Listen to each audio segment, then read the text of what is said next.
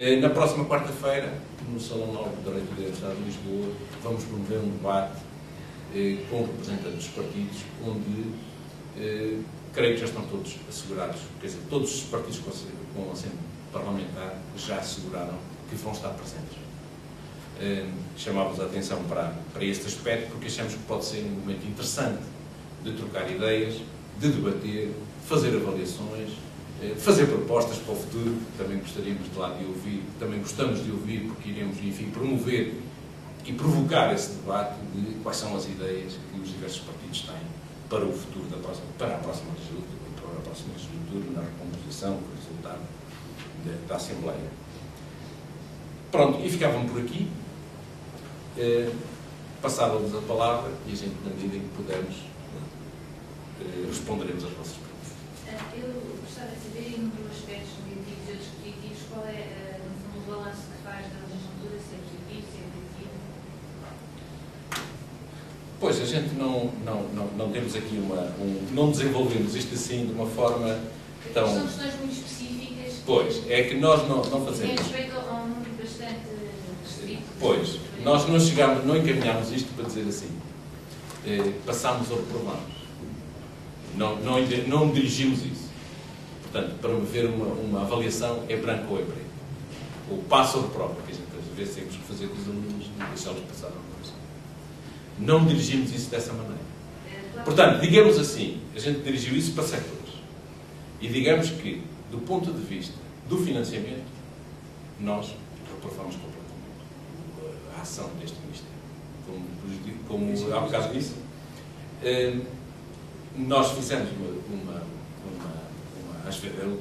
utilizamos mais que uma vez o déficit de que o ensino superior foi o que subsidiou o déficit, a diminuição do déficit deste governo, porque de facto, como mostramos aqueles números, os orçamentos das universidades públicas desceram. Portanto, uma avaliação.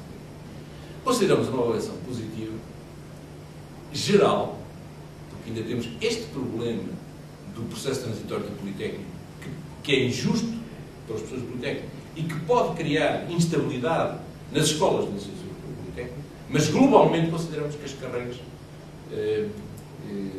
os novos estatutos são positivos. Positivos? São positivos. Positivos no sentido de... No futuro, serão no futuro, embora, portanto, eles vão exigir um maior financiamento do setor.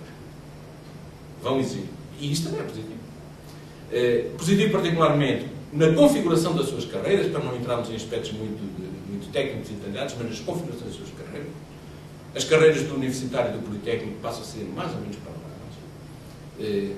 A entrada na base é quase idêntica e o topo também é idêntico. Com 3 categorias. E, portanto, mas particularmente o sistema que antigamente a gente chamava de quadros, que agora é categorias, o número de lugares em cada categoria, que passou a ser muito mais flexível e muito maior, e com a obrigatoriedade de ser invertido. E para abrir a necessidade de financiamento, o que também é positivo. Fica-nos esta questão, um senão que foi aquele processo de transição do Politécnico que a gente procura reverter no início da legislatura. Mas isto é a minha apreciação, que eu interpretei à minha maneira. Eu dava ao Manel e ao... Eu já agora tenho aqui uma pergunta, pode ser que ajude nesta perspectiva. Num plano mais político, que balanço é que se pode fazer à atuação do professor Mariano Gago? Ou seja, em relação à maneira como recebeu os sindicatos e ao diálogo que manteve com as organizações dos docentes e investigadores, houve aqui traços positivos, ou houve épocas, enfim, momentos deste governo dele, em que de facto se fechou um bocadinho e não terá recebido os sindicatos com tanta regularidade como se esperava. Eu lembro que houve uma altura que houve um interregno assim bastante acentuado. Não sei se nesse aspecto também será possível fazer um balanço, não é? Este talvez mais... Acho que é possível fazer dois aspectos diferentes. E depois uma altura em que andou fugidio, fazer outras coisas, enfim, e que já teve dificuldade em apanhá-lo para conseguir negociar. Exato. Mas quando negociou, por exemplo, esta fase final, não há qualquer confusão sobre a maneira como a gente se relaciona com o Ministério da Ciência e Tecnologia e Ensino Superior, portanto, com Mariano Gago, que é colega nosso, não é? Ou o que se passa, eventualmente, no ensino secundário e básico. Portanto, aí seja radicalmente diferente da maneira do tratamento, enfim, apesar de tudo, do clima negocial. Estamos tanto mais à vontade para saber, porque as advogadas que levamos às negociações, pelo menos uma delas coincidia em ambas as negociações, portanto, é capaz de observar o que se passa. Portanto, desse ponto de vista, a situação é diferente. Eu gostava de sublinhar uma coisa, assim, só precisar o que o Nuno disse no seguinte aspecto. O único setor que tinha um subsídio de desemprego criado em 2000 era o setor do ensino básico e secundário. Portanto, a carreira do ensino básico e secundário. O que foi conseguido em 2008, portanto, no início do ano 2008, foi que isto se generalizasse a toda a administração pública.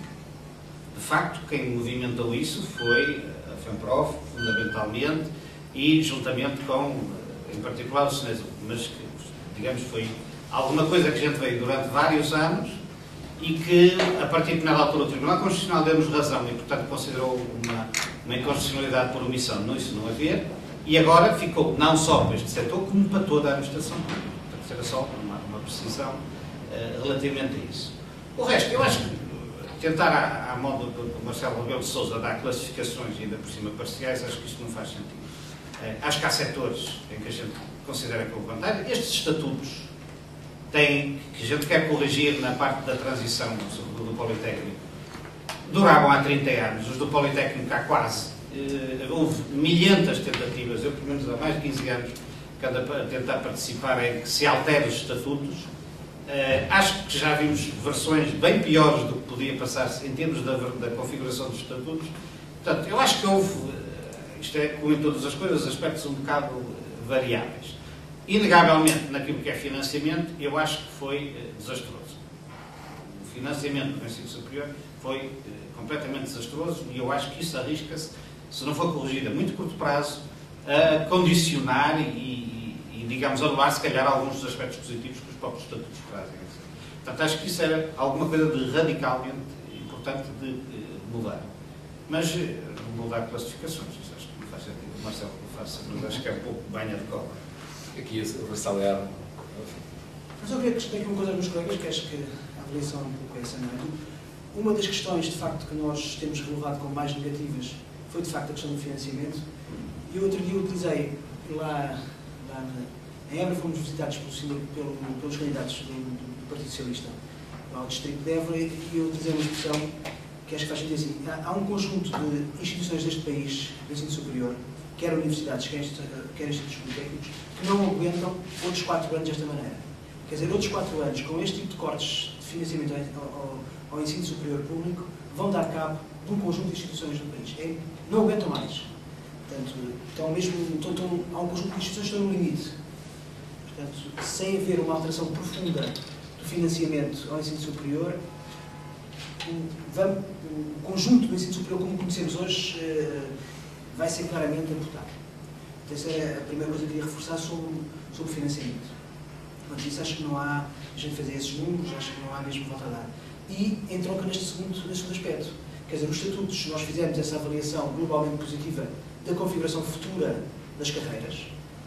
Agora, para que isso seja possível, eu acho que a gente dizer mesmo sobre isso, dizer que é tudo positivo é difícil, porque mesmo relativamente a isso, ou vai haver outro financiamento, ou aqueles estatutos não servem para nada, porque está lá um dos aspectos positivos tem a ver com o aumento no universitário dos lugares de associado e de catedrático, portanto as duas categorias superiores, e no Politécnico uma alteração que pode vir a ser muito positiva para o Politécnico, que é garantir que pelo menos 70% dos docentes estão na carreira.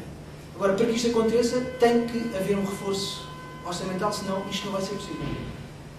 Pronto, e só reafirmar mais isto que os meus colegas disseram, que é uma questão muito importante agora, e para os nossos colegas todos, que é a questão mesmo da transição do Politécnico. E neste debate que nós vamos fazer com os partidos políticos, é também nosso objetivo, não é só, porque é discutir em geral o ensino superior, mas haver compromissos públicos da parte das várias candidaturas sobre que intenções é que têm sobre a alteração do regime de transição para os estudantes do Politécnico, de forma a torná-lo mais justo e não poder empurrar para fora do sistema um conjunto de colegas